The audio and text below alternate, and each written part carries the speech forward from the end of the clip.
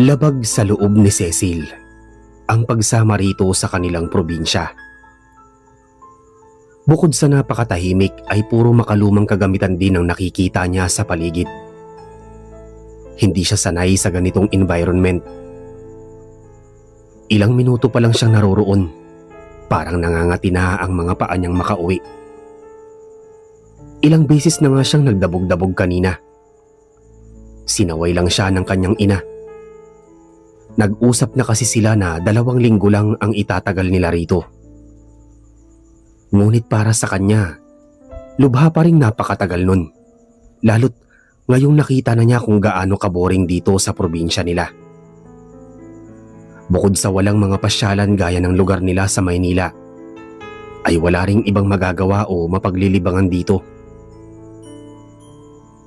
Pagkatapos nilang makipag-usap sa kanyang lola, agad siyang nagtungo sa kanilang kwarto at inayos ang mga gamit niya roon.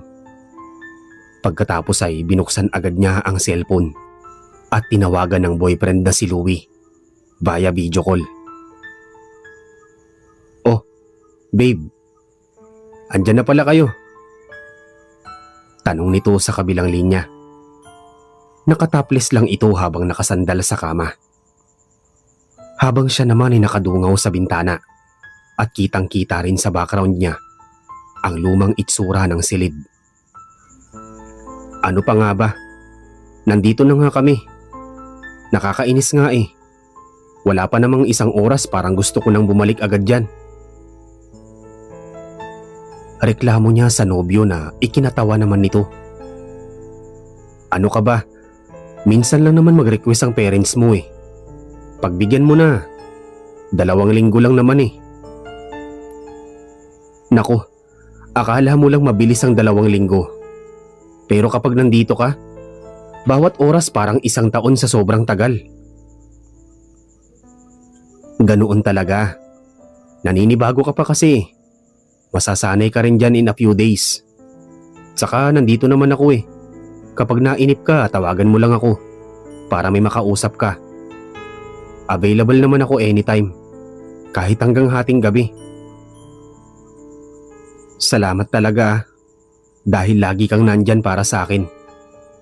Alam mo, sana pala nag-request na lang ako kay mama na isama ka eh, para hindi na talaga ako malungkot dito." "Ano ka ba? Family bonding nyo yan eh. Mas kailangan mo yan. Minsan may mga pagkakataon na kailangan talaga nating bigyan ng oras at panahon ng pamilya natin. At yan na ang tamang pagkakataon mo. Parang ang hirap naman kasi.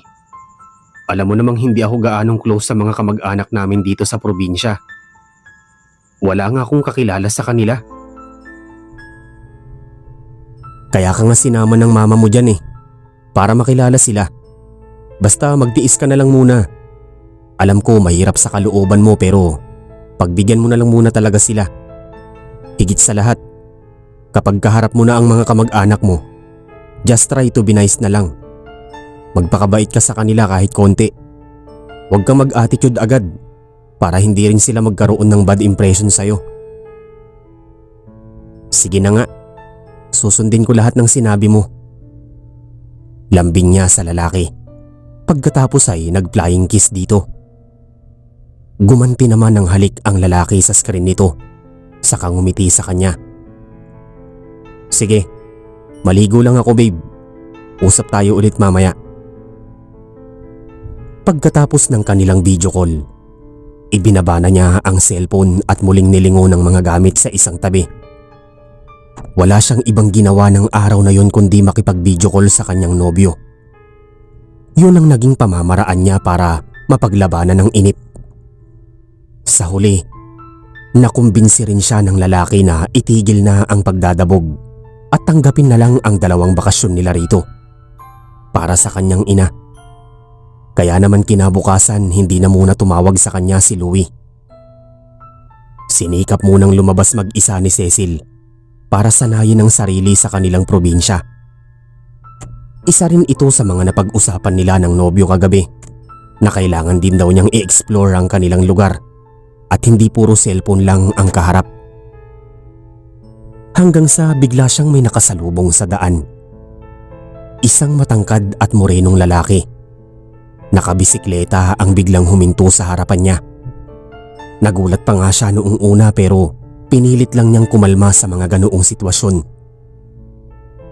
"Hi miss," bati ng lalaki sa kanya. "Excuse me? Sino ka?" tanong niya rito. Hindi pa rin mapigilan ang pagtataray. "Ikaw si Cecil, di ba? Siguro hindi mo na ako kilala. Ako nga pala si Diego. Yung kalaro mo dati noong bata ka pa." Napaisip si Cecil sa sinabi nito. Hanggang sa maalala nga niya na noong bata pa siya, may kalaro nga siyang lalaki dito. At madalas pa nga silang magtampisaw sa baha, dati sa silong ng kanilang bahay, para manghuli ng mga isda. Ikaw si Diego?" sagot niya sa lalaki nang maalala na ito. "Oo, ako nga ito. Kamusta na?" Masaya nitong tanong sa kanya. Sinubukan nitong iabot ang kamay pero hindi niya yun tinugunan. Kaya binawi na lang din ng lalaki. "Eto, okay naman. Ikaw ba?" Nahihiya pang tanong niya. Naiilang siyang kausapin ito dahil may boyfriend na siya. "Eto, ayos lang din. Nagpunta nga pala sa amin ng mama mo kanina at sinabi niya na nandito ka. Kaya pumasyal din ako rito para makita ka." "Ganoon ba? Sorry pero may boyfriend na ako eh. Nasa Maynila." Diretsahang sabi niya. Bigla namang natawa ang lalaki. "Ano ka ba? Wala naman akong balak ligawan ka eh. Kaibigan lang ang turing ko sa'yo. Huwag kang mag-alala. Saka isa pa, may girlfriend na rin ako. Nasa kabilang bayan naman siya. Kaya huwag ka na rin mailang sa akin ha. Wala namang masama na mag-usap muli ang dating magkababata, di ba?" Doon palang gumaan ang pakiramdam niya. Kaya pilit na rin niyang pinakisamahan ito kahit medyo nahihiya at nag-a-adjust pa siya. Muli nilang nilibot ang mga lugar na dati nilang pinupuntahan. Isinakay rin siya nito sa bisikleta. "Asa na pala ang girlfriend mo ngayon? Buti at hindi mo kasama." Maya-maya'y tanong niya sa lalaki habang naglilibot sila sa parke. Pareho silang naglalakad habang tulak-tulak nito ang bisikleta. "May trabaho siya ngayon eh. Mamayang gabi pa ang uwi nun. Saka tuwing weekend lang din kami nagkikita kapag pareho kaming walang pasok." Marami silang napag-usapan ni Diego ng araw na yon. Kabilang na ang mga ginagawa nilang kalukuhan noong mga bata pa sila. Kinabukasan muli silang nagkita ni Diego.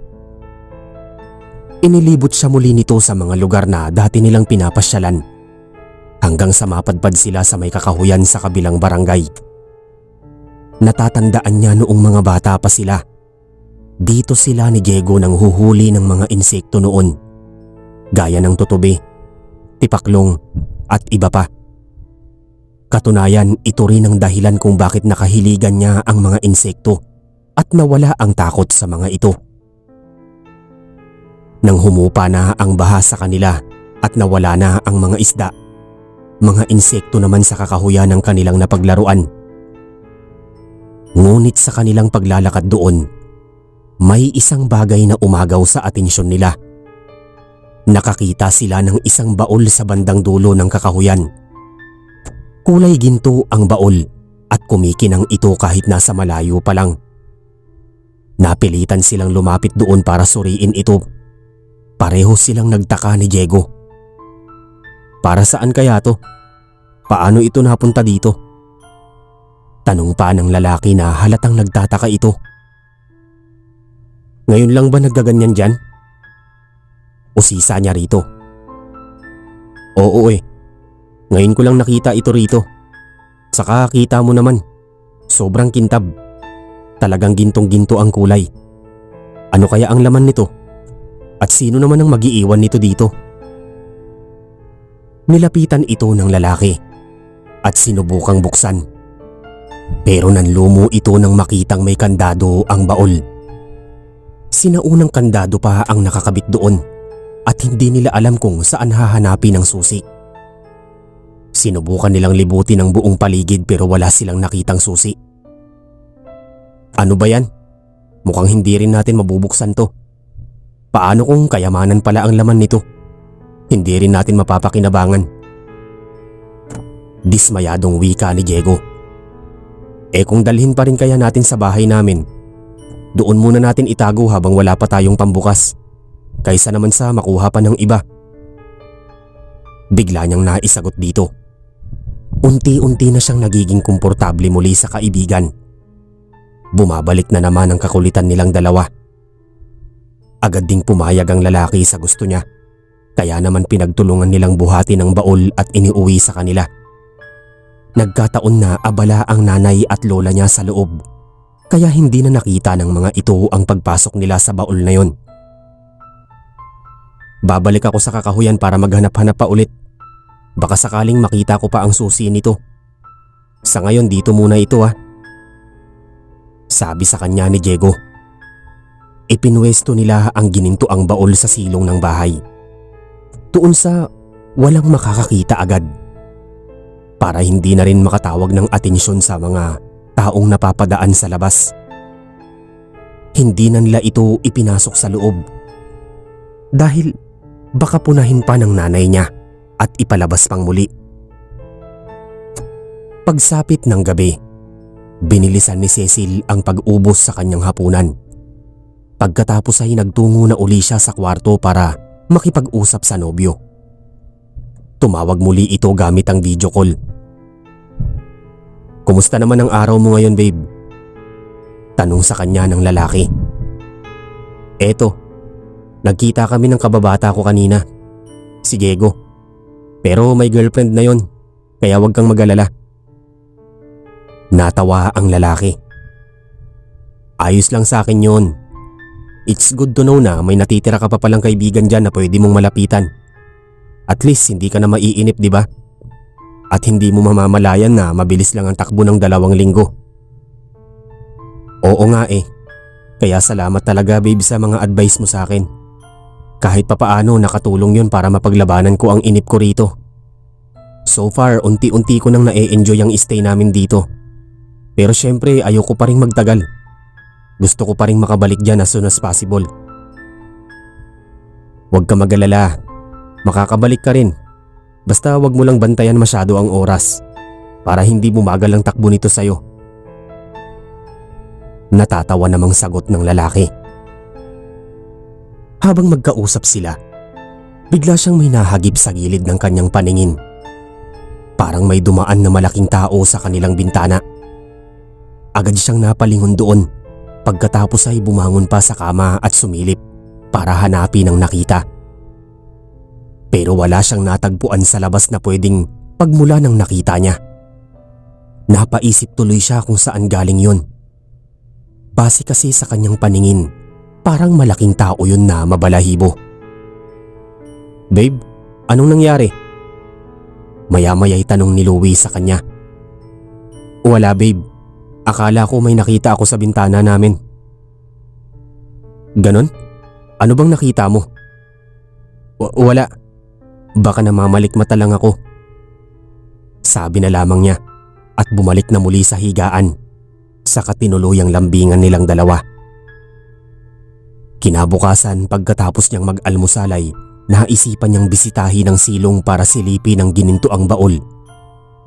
Laking gulat niya nang makitang nasa lupa na ang kandado at wasak na ito. Nangunot ang kanyang noo at dali-daling lumapit dito. Pinulot niya ang kandado. Sobrang tindi ng pagkakasira dito. Mukhang may gumagalaw nga sa baul. Pagbukas naman niya sa mismong baul, wala siyang ibang nakita sa loob kundi mga sinaunang damit na sira-sira at puno ng mantsa. Hindi na niya gaanong nilantad pa yon. Isinara na muli niya ang baul at naghintay na lamang kay Diego. Nagkita silang muli ng lalaki mga bandang hapon na. Pinapasok niya ito sa loob at pinakita ang baul. Maging ito ay nagtaka sa nasilayan. Paano kaya nabuksan yan? Hanggang ngayon kasi wala pa akong nahahanap na susi dyan Sabi sa kanya ni Diego. Ewan ko nga rin. Kaninang umaga pagsilip ko, wasak na yung kandado niya. Hindi kaya may gumalaw dyan? Tapos kinuha na yung loob. Wala na rin kasing ibang laman yan kundi lumang damit lang na parang napaglipasan na ng panahon eh. Hayaan mo na lang muna dyan. Bukas pagdating ng mga barkada ko, kukunin namin yan. Susubukan ko nang ipagtanong-tanong at baka may nakakaalam kung saan talaga galing yan. Hindi na nga muna nila ginalaw ang baul ng araw na yon. Pagsapit ng gabi, kausap muli ni Cecil ang nobyo sa video call. Nasa kusina pa rin ang kanyang ina at lola. "What's up, babe? Anong ganap natin dyan?" Tanong ni Louie sa kanya. "Heto, katatapos lang namin kumain. Nandito na ako sa kwarto." Sagot niya sabay dungaw sa bintana para magpahangin. "Ang aga mo naman pumasok sa kwarto. Bakit hindi ka muna lumabas? 7:00 pa lang naman ng gabi ah." "Ano pa bang pupuntahan ko rito sa labas? Alam mo namang probinsya ito. Ganitong oras lang sobrang dilim na sa labas at wala na ring tao. Kahit sa labas lang ng bahay nyo, pahangin ka lang." "Ayoko, nakakatamad eh." Habang nag-uusap sila, biglang nagbago ang ekspresyon ng mukha ni Louie. Nakatingin ito ng matalim sa likuran niya habang bakas na bakas ang takot. Pati siya ay nagsimula na ring magtaka. "Babe, bakit ganyan ka makatingin?" Hindi makasagot ang lalaki. Para bang napako ang mga mata nito sa likuran niya. Napilitan na siyang lumingon sa kanyang likuran. Ganoon na lamang ang pagkasindak niya nang masilayan ng isang matangkad na nilalang. Mahahaba ang mga kamay at liig nito. Itim ang balat at mabalahibo ang buong katawan. May malaki itong ulo, 3 mga mata at matutulis na mga pangil. Nanlaki sa gulat ang mga mata ni Cecil. Nabitawan niya ang cellphone at nahulog ito sa sahig. Ngunit sa pagkahulog nito, nakaharap pa rin ang screen sa babae, kaya kitang-kita pa rin ni Louie ang kaganapan. Pagbuka ng nilalang sa bibig nito, naglabasan ng malilikot at malalagkit na mga galamay.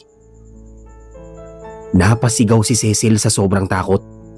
Ngunit bago pa siya makagawa ng aksyon, kumapit na sa buong ulo niya ang mga galamay na yon. Pati si Louie ay napasigaw sa sindak. Nasaksihan niya sa video call kung paano pinatay sa madugong paraan ng kanyang nobya. Ang huling beses na nakita niya ito ay ang pagbagsak nito sa sahig. Pagkatapos nun ay puro sigawan na lang ang narinig niya sa paligid habang ongoing pa rin ang video call.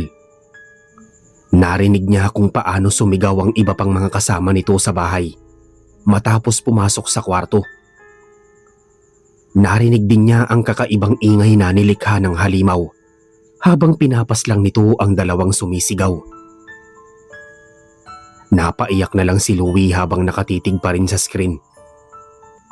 Sa pagkakataong yun, batid niyang patay na ang kanyang nobya, pero hindi pa rin namamatay ang tawag. Kitang-kita pa rin niya sa video call kung paano maglakad ang halimaw at tumalon sa may bintana. Nang mawala ito, doon palang naging tahimik ang buong paligid sa kabilang linya.